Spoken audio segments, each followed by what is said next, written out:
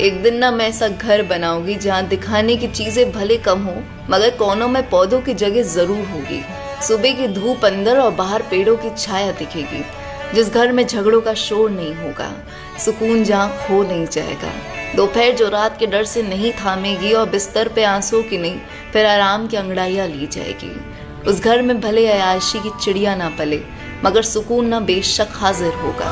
भले महंगे फल ना मिले मगर रोटी मुस्कुरा कर निगली जाएगी।